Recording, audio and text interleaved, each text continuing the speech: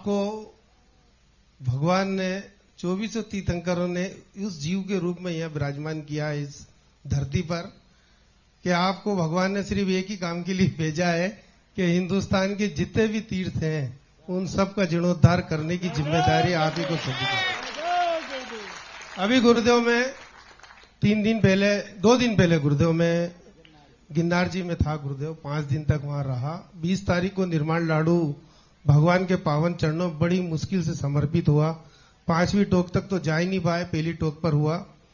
सब कुछ समाप्त होने के बाद हम कलेक्टर और कमिश्नर को धन्यवाद देने गए। टीआई साहब वहीं थी, 2 एसपी थे, 2 डीएसपी थे, कलेक्टर साहब थे। उन्होंने गुरुदेव, मैं इस धरती पे बोल रहा हूं, इस हमारे आस्था के सबसे घुमटगिरी पे बोल रहा हूं, एक बहुत बड़ी बात कि उन्होंने कहा आप सुधा सागर महाराज जी को जूनागढ़ ले आइए। बोले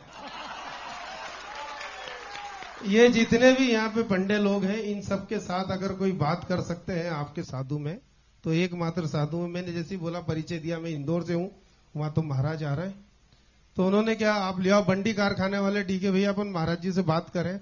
मैंने बोला भैया देखो, मैं कभी मौका मिलेगा, मुझे नहीं पता था कि तीर्थ क्षेत्र पे ही मौका मिलेगा ये बात रखने का, तो मुझे आज ये मौका मिल गया। नहीं तो मैं चातुर्मास में ये बात जरूर रखता गुरुदेव कि आप जैसे संतों को, इन हमारी जो सबसे बड़ी आस्था शिखर जी गिरनार जी को आपकी जरूरत है गुरुदेव।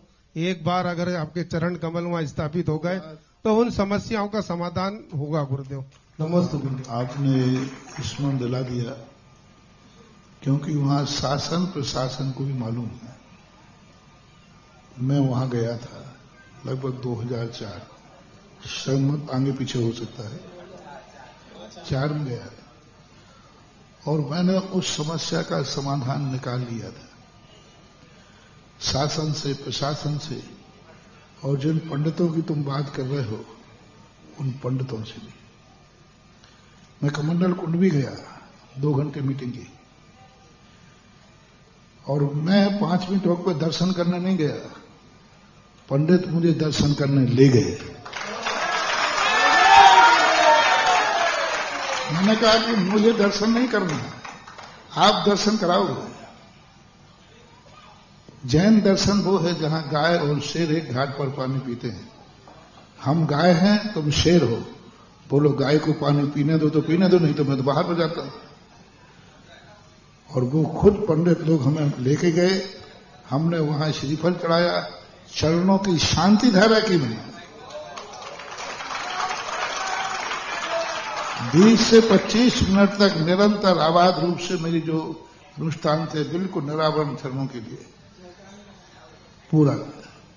और वहां स्थिति उनके बहुत उसमें थी, लेकिन कुछ अपने समाज के लोग ही जो करदार सिंह होते हैं उन्होंने उस बात के लिए नकार दिया। हम साधु लोग श्रद्धा में हैं, कानून में नहीं। मुझे साहब, हम लोग क्या है, श्रद्धा में हैं, कानून में नहीं है। हमारी बात श्रद्धा से मानी जा सकती है, कानून की दृष्टि से साधु की कोई बात को प्रमाणिकता, कानून तो अलग अपने ढंग से चलता है, और श्रद्धा कागज पे नहीं चलती, श्रद्धा गुरु के वचनों पे चलती है। और बहुत अच्छा समाधान पंडितों से, सभी से मेरा हुआ था। मैंने कहा देखो, दल और बल से निपटने की जहां तक बात है, इसका ना आदि है और ना इसका कोई अंत है। तुम भी धर्म कर रहे हैं, हम भी धर्म कर रहे हैं, कोई धार्मिक तरीका भी तो हो सकता है।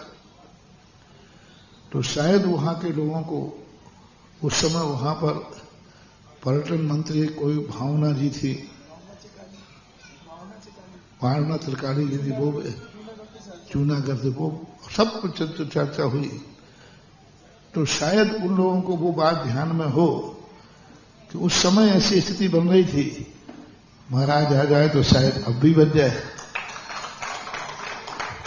लेकिन मैंने कहा ना कि जब तक हमारे लिए सब तरफ से एक अधिकार नहीं मिलेगा तब तक साधु क्या करेगा। मैं उसी केस को अपने हाथ में लेता हूं जिसपे आप लोग कहते थे हमने अपनी बात कह दी, गुरु का निर्णय अंतिम और सर्वमान्य होगा। और हमारे लिए जब कोई क्षेत्र सौंपता है तो हम आजकल एक लिखा पढ़ी कराते थे, डॉक्टर कराता ना ऑपरेशन के पहले, हम ये जीव मरे और जिंदा। इतना समर्पण, देखो इतना समर्पण जहां आ जाता है, वहां हम अपनी पूरी जिंदगी की साधना लगा देते हैं दाव पे। मैंने उन्हीं क्षेत्रों का उद्धार किया जिन्होंने ये लिख के दे दिया, हमें कुछ विकल्प नहीं। मैंने कहा पूरा क्षेत्र बिल्डोजर फिर जाएगा, बोले फिर जाएगा।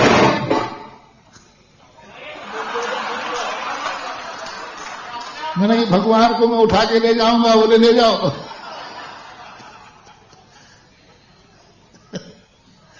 एक बार एक फैसला हुआ समाज का वो था, उन्होंने कहा महाराज जी आप निपटा दो।